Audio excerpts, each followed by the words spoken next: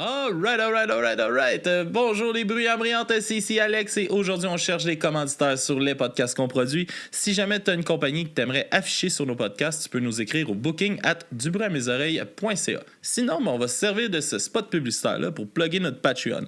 Sur patreon.com/dubruitmesoreilles, tu as un forfait à 3$ qui te donne accès aux audios d'avance. On a un forfait à 4$ qui te donne accès aux vidéos et aux audios en avance. Et un forfait à 7$ qui te donne aussi un accès aux vidéos et audio, mais en plus un shout-out en ondes. Sinon, quand tu t'abonnes à Patreon, tu as aussi un podcast en exclusivité qui est Papy Joe écrit un porno. On comprend pourquoi c'est exclusif à Patreon, je crois. Sinon, on te souhaite un bon épisode et à la prochaine!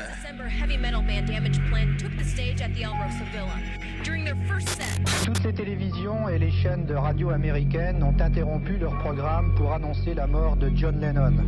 La nouvelle s'est répandue comme une traînée de poudre dans les rues de New York. Tupac Shakur dead in Las Vegas, ironically on this Friday the 13th.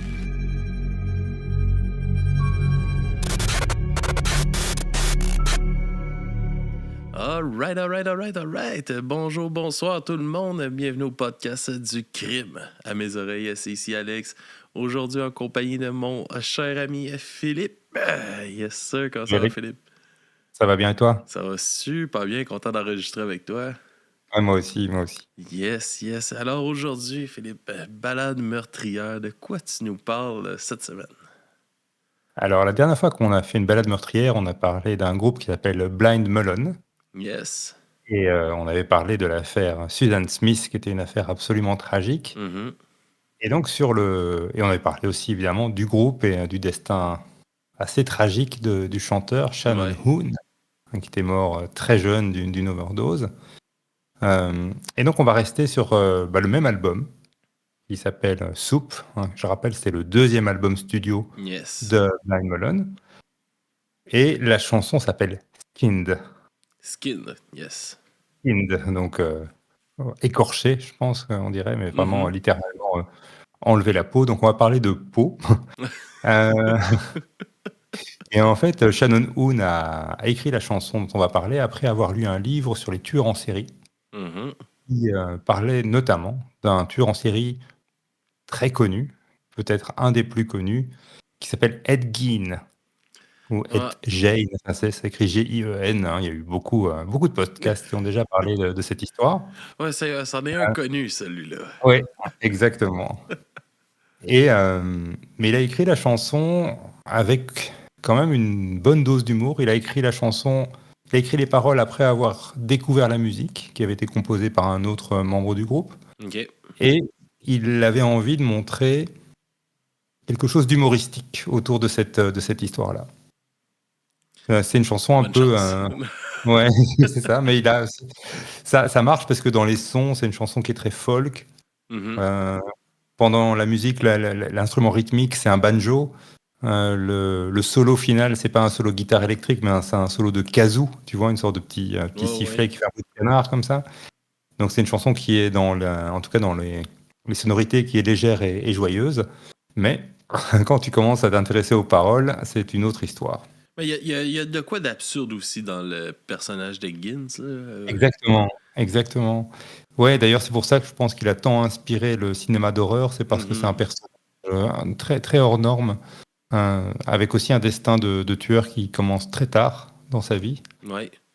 C'est pas le natural born killer dont on a déjà beaucoup parlé. C'est un tueur qui va commencer à tuer très tard. C'est un peu comme quand sa protection contre sa maladie mentale est partie, un peu, on pourrait dire. Exactement, ouais, c'est ça. En fait, il a commencé à être dangereux une fois qu'il était seul. Et donc, les paroles, ça commence fort. Je vais directement commencer sur la version traduite. Yes. Donc, ça commence par « Je vais faire un chausse-pied avec ton tibia et je ferai un abat-jour avec ta peau solide. Quand vais-je réaliser que cette peau dans laquelle je suis, ce n'est pas la mienne? Et quand est-ce que la proie sera trop importante pour que je puisse la cacher ?» Donc, voilà, le ton est donné, on sait tout de suite où on met les pieds dans cette histoire. Et donc, oui, on reconnaît tout de suite la patte d'Ed Gein, là, avec les os, la peau. Hein, Mhm. donc, peut-être que pas mal de gens ont vu des images déjà sur Google Images de cette scène de crime. Alors, Simon Prêtre, je te dirais que les photos que tu vois sur Google, elles sont fausses, ce sont des reconstitutions. Voilà. Néanmoins, c'est quelque chose qui fait partie un peu de l'imaginaire collectif, quoi. Mhm. Alors, je vais quand même, bon, même si beaucoup de gens connaissent l'histoire, je vais quand même parler un peu d'Ed Gein. Donc, Ed Gein, c'est Edward Theodore Gein, qu'on surnomme Ed. Il naît le 27 août 1906 à La Crosse, dans le Wisconsin. Tu dis Wisconsin ou Wisconsin? Wisconsin. Ah, dans le Wisconsin. Alors, c'est le deuxième fils de George et surtout de Augusta Gein. C'est C'est comme vraiment un personnage. le New Hampshire aussi. Vous autres, vous dites New Hampshire. Là. Ah oui, oui. Et Boston. Ouais, ouais, mais Ouais. ça, nous autres, c'est New Hampshire. Ça me fait tout le temps rire quand je vous entends vous élancer avec le New Hampshire. Là. Ah, ça, on a des différences d'accent, c'est sûr. Ouais. Tiens, tu dis un Pokémon ou un Pokémon? Un Pokémon. Ah, tu dis un Pokémon, ok. Mm. Ben voilà, donc, à propos, on fait une transition bizarre à partir des Pokémon. On va parler de Augusta Gein. Ben, il a fait des transformations, des évolutions. Là, je pense qu'il y a une sorte d'évolution de Ed Gein, en tout cas, quand Augusta va mourir. Donc, ils vivent dans une ferme à Plainfield. C'est une petite ville rurale.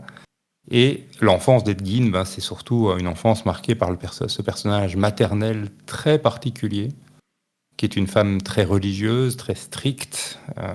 On dit qu'elle est très oppressive, mais en même temps, je pense qu'elle aime ses enfants. Enfin, c'est un personnage assez fascinant.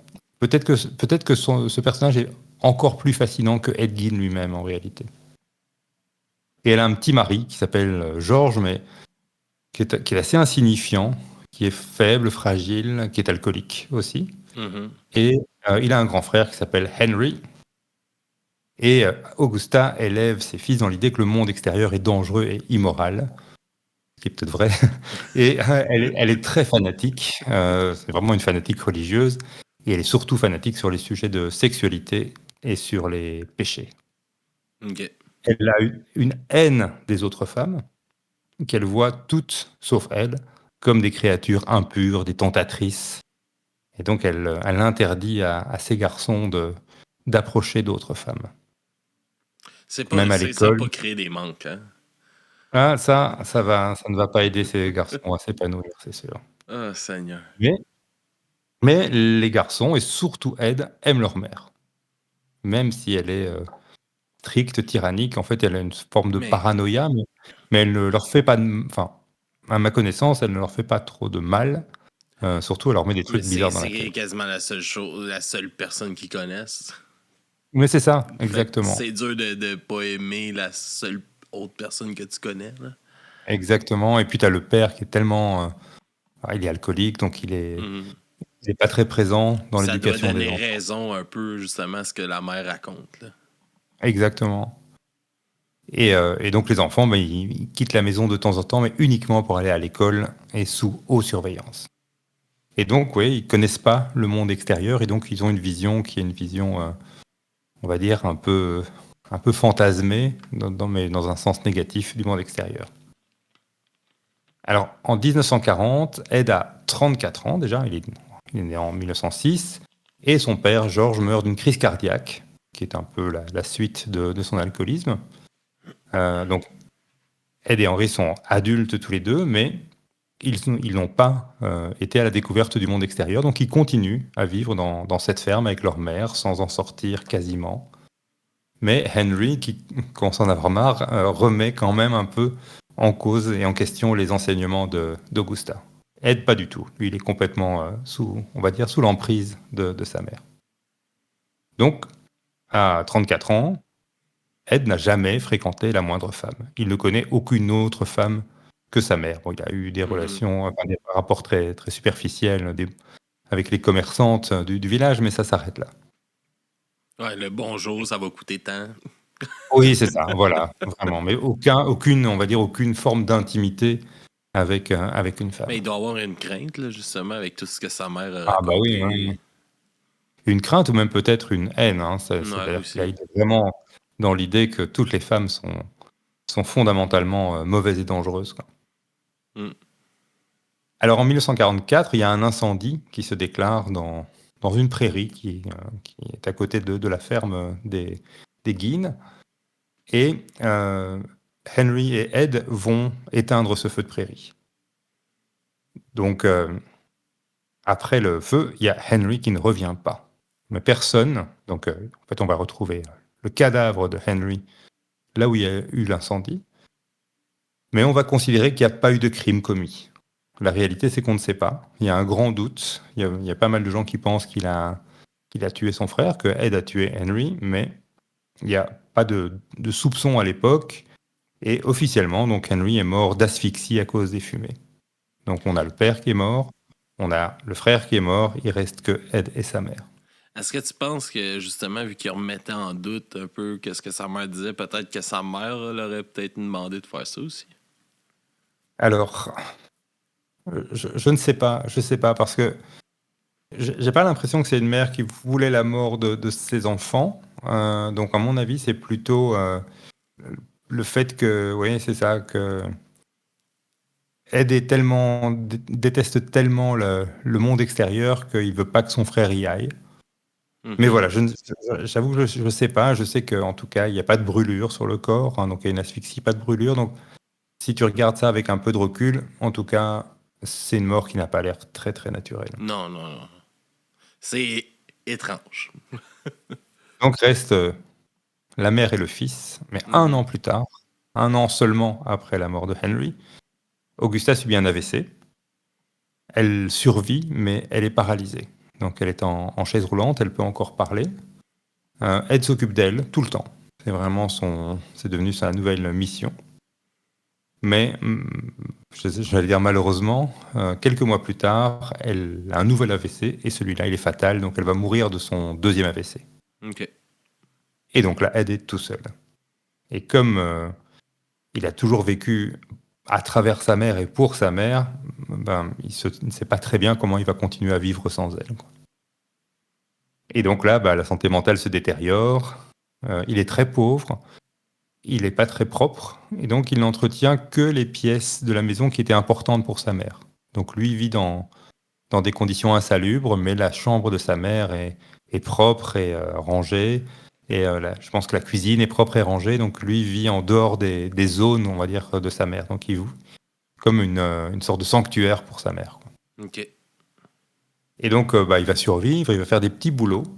Et alors, celui qui m'étonne le plus, c'est que notamment il faisait du babysitting. Donc c'est quand même... Qui Qui va dire, ah, tiens, on va confier la petite à Ed Gein. Bon, a priori, ça fait l'étrange qui n'a jamais sorti de chez eux. Là. aussi, c'est ça, voilà. Et qui vivait avec sa mère qui était folle et son père alcoolique. Ouais, c'est une personne de confiance. Voilà. Et donc, il fréquente un peu le village, notamment la bibliothèque, et il emprunte des livres. Et alors, ce qui l'intéresse d'abord, c'est des livres sur la médecine légale, des livres sur les expérimentations médicales nazies, et des livres sur les rites funéraires. Et dans les bouquins qu'il lit, il lit une biographie d'un personnage qui lui plaît vraiment beaucoup, qui s'appelle Ilse Koch, ou Koch. OK. Est-ce que tu as déjà entendu parler de ce nom? Non. Ilse Koch. Je pense que c'est Koch. Donc, pendant la Seconde Guerre mondiale, la Deuxième Guerre mondiale, c'est la femme de Karl Koch, le responsable du camp d'extermination de Buchenwald, donc un camp nazi. Et donc, Ilse et son mari vivent dans le camp, au milieu duquel, en fait, ils se font construire une magnifique villa. Le couple vit vraiment dans le luxe, dans cette villa. Ils font beaucoup de fêtes. Ouais, c'est ça. Donc, c'est vraiment un drôle de mélange, évidemment, d'avoir une maison de luxe au milieu d'un camp de la mort. C'est ça, c'est une fierté pour eux autres. C'est ça qui est dégueulasse. Hein. Mais oui. Et Ilse Koch a la réputation, en plus, d'avoir une sexualité totalement débridée. Alors, les prisonniers vont la surnommer la sorcière de Buchenwald. Et un de ses plaisirs, par exemple, c'est de se promener dans des tenues très sexy, parfois même seins nus, donc vraiment dans la provocation la plus totale.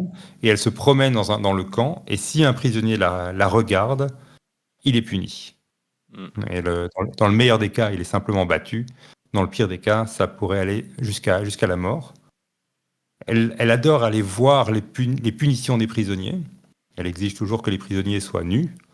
Et on dit aussi qu'elle avait un fétiche pour les tatouages.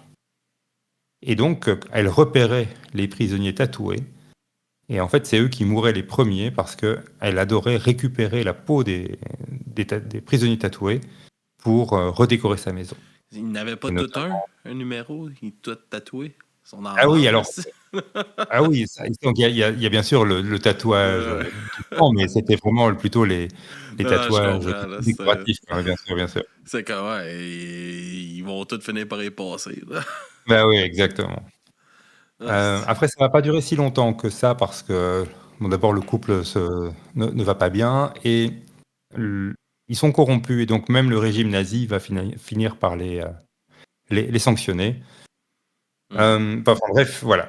Quand tu lis ce genre de truc-là et que tu as des problèmes de santé mentale, bah, tu n'offres évidemment pas un bon exemple et donc il se projette un peu dans la vie de cette femme et il se coche. Alors, bah, il est probablement très, très impressionné par ces histoires de tatouages, de peau et ce genre de choses, de décors qu'elle fait dans sa villa. Et donc, lui commence à errer dans les cimetières et il va exhumer des corps de femmes qui sont récemment enterrés, donc des corps entre guillemets un peu frais. Il choisit les femmes qui lui rappellent sa mère et là, il récupère la peau, les os, enfin, des parties du corps avec lesquelles il se fabrique des objets. Alors, ça peut être des masques, des vêtements en peau de femme. Ça rappelle évidemment le film Le silence des agneaux, qui est un peu, enfin, qui est inspiré de Ed Gein. Et il va même fabriquer des meubles avec les os, par exemple, des corps qu'il a exhumés. Mais évidemment, personne ne sait qu'il fait ça parce que personne ne vient jamais dans cette maison. Cette maison, c'est vraiment une maison dans laquelle personne ne rentre. Mais donc, parce que sinon, tout le monde saurait évidemment ce Parce gars fait. qu'il ferait pas beaucoup de babysitting. C'est ça. Exactement, il ne fait pas de babysitting à domicile. La job à... Et donc, dans les années 50, il y a des personnes qui commencent à disparaître dans la région. Alors, il y a des personnes qui disparaissent toujours et partout, mais là, par exemple, il y a une femme qui s'appelle Mary Hogan, qui est une tenancière de bar. C'est un bar dans lequel Ed Gein se rendait régulièrement jusqu'à la disparition de Mary Hogan, donc en décembre 1954. OK. Et en 57, Ed Gein est accusé d'un meurtre. Ça se passe en novembre 1957. Donc c'est une certaine Bernice Warden qui a 58 ans. C'est une quincaillère et elle est portée disparue de sa quincaillerie à Plainfield. La caisse enregistreuse a disparu et il y a du sang dans la quincaillerie et surtout à l'arrière de la quincaillerie. Donc comme s'il y avait eu un crime en fait à l'arrière de la quincaillerie. Et la dernière personne qui a été vue en compagnie de Berenice Warden, c'est Ed Gein. Et donc, pas de chance pour Ed Gein. Frank, c'est le shérif adjoint et c'est aussi le fils de Berenice qui pense immédiatement à lui et le fait arrêter. Et donc, il y a la fameuse perquisition chez Ed Gein. Et là, les agents découvrent une scène d'horreur absolument incroyable. Alors, d'abord, il y a le corps de Bernice Warden qui est là, qui est décapité, qui est suspendu par les pieds. On sait que il y a une blessure d'arme à feu, donc on suppose et on saura par la suite que c'est la réalité qu'elle a été tuée par arme à feu. On retrouve sa tête et son cœur dans des sacs et on retrouve évidemment tout le reste. Donc les masques faits à partir de visages humains, une ceinture faite entièrement de mamelons. Les bols de Ed Gein sont des crânes et il y a une lampe et des chaises qui sont entièrement recouvertes de peau humaine. Donc de nouveau, on voit ça sur Google Images, mais c'est des reconstitutions. Il me semble que c'est comme la ceinture, c'est comme 17 ou 18 mamelons. Là, oui, c'est ça. Ouais. Fait que, ça donne une idée de une coupe de corps là, pour. Ah oui, bien sûr, bien sûr. Il n'est pas clair d'éterrer un ou deux. Là. Voilà, c'est ça. Ce sont des corps déterrés, c'est pas des gens que lui a assassinés. Non, c'est ça. Mais son trip d'aller déterrer du monde, là, il en a fait plus qu'un ou deux. Là. Ah oui, je pense que c'était ce qu'il faisait la nuit. Il regardait pas beaucoup la télévision, quoi. Non, je pense pas. Puis il doit avoir eu, tu sais, quand les policiers aussi sont arrivés, là, ils doivent avoir une odeur aussi qui se dégageait de là. Ah ouais. Vraiment. Et donc, il va avouer 2 crimes. Donc, celui de Bernice Worden, où là, c'est très, très difficile de le nier, évidemment, mais aussi celui de Mary Hogan, donc la tenancière de bar qui avait disparu en 54. Et les 2 femmes, physiquement, ressemblent à Augusta. Donc, les 2 ressemblent assez fort à la mère de Ed Gein. Donc, il y a certainement quelque chose dans le physique de ces 2 femmes qui l'a particulièrement attiré. Et on va d'ailleurs, tu vois, on pourrait se dire il a avoué Mary Hogan sous la pression, mais on va retrouver la tête de Mary Hogan chez lui.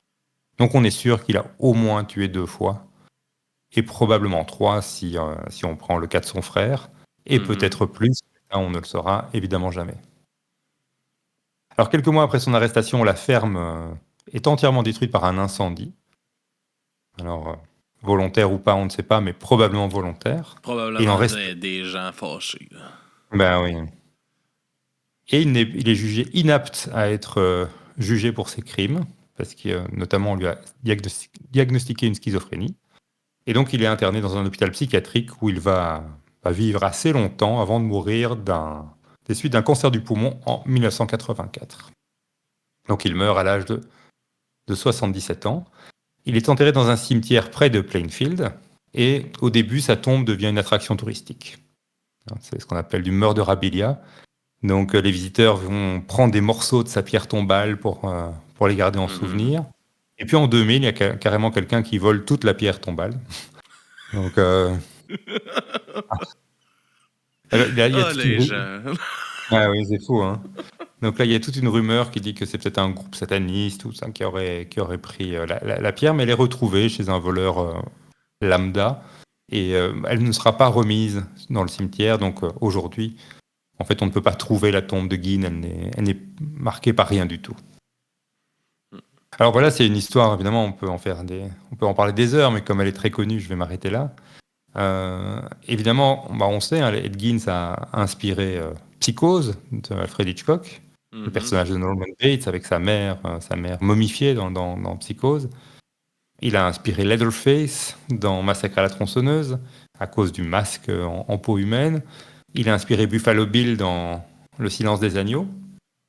Et ce qui est intéressant, et on va beaucoup reparler d'Ed Gein en 2025 ou en 2026, c'est parce que tu vois la série Monster, ouais. Où il y avait donc première saison sur Jeffrey Dahmer, deuxième saison sur les frères Melendez, troisième saison ce sera Ed Gein, avec dans le rôle de Ed Gein un acteur britannique mais qui est surtout connu aux États-Unis, qui s'appelle Charlie Hunnam, que tu as peut-être vu dans Sons of Anarchy.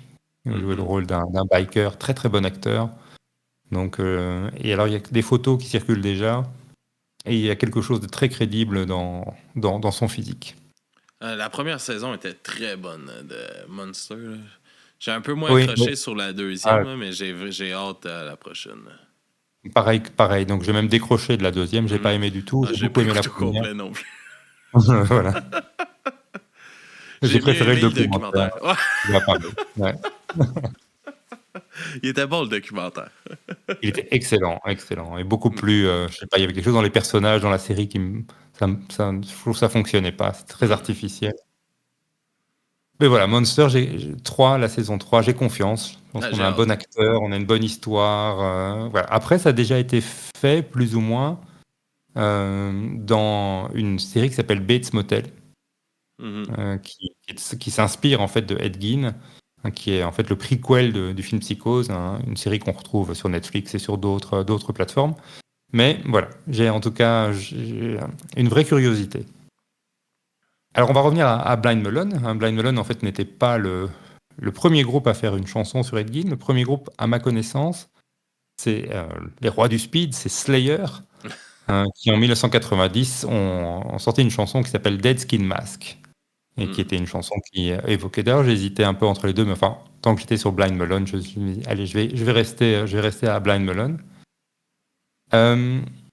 Alors, donc dans Blind Melon, on avait le chanteur, mais on avait d'autres membres du groupe, notamment Christopher Thorne, qui a beaucoup composé pour Blind Melon. Et donc, il parle un peu de la genèse du morceau Skinned.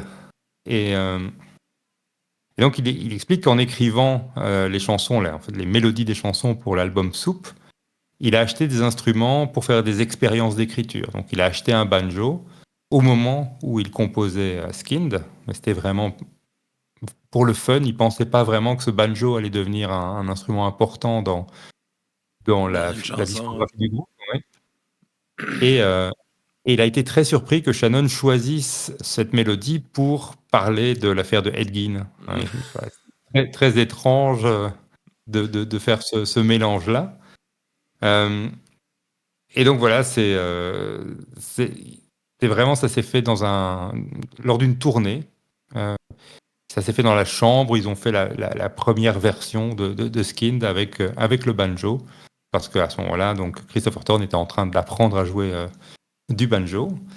Et donc, Thorne a dit à propos de cette idée, je pensais que c'était hilarant et malade en même temps. Et donc, j'ai dit la dernière fois que Soup n'avait pas été un grand succès en tant qu'album, hein, contrairement au premier album du groupe qui avait été un gros succès. Donc, ils ont vendu beaucoup plus de leur premier album que du second.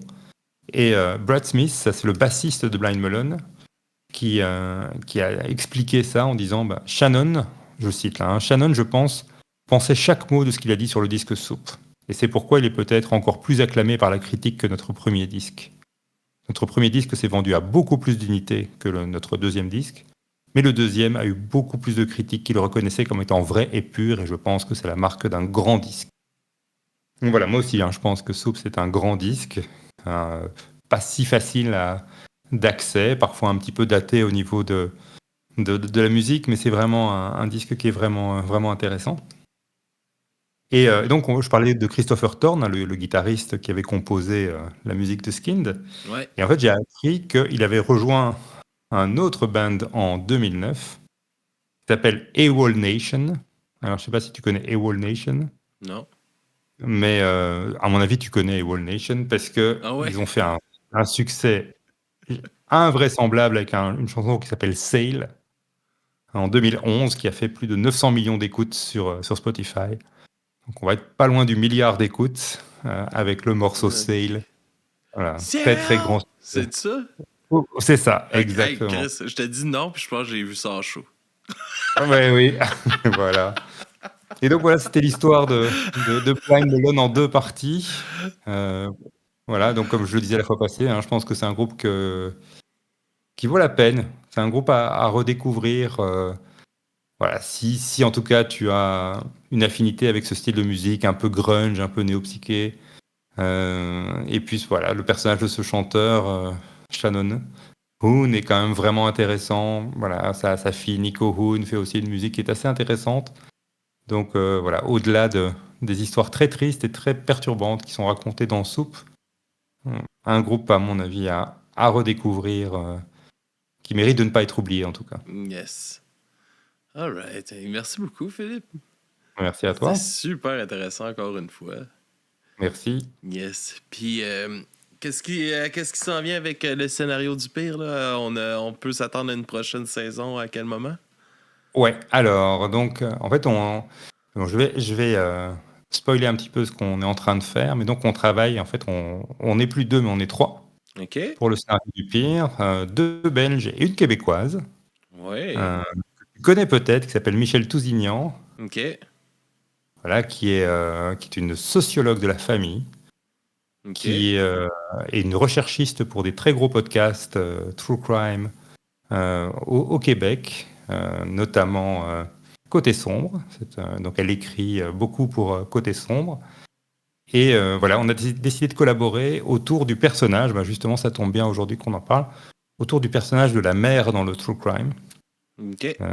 Le personnage de la mère qui parfois est une femme coupable, parfois une femme victime, parfois une femme courageuse qui va venir au secours de ses enfants, parfois une femme accusée à tort. Et donc on a plein d'histoires autour du personnage de la maman.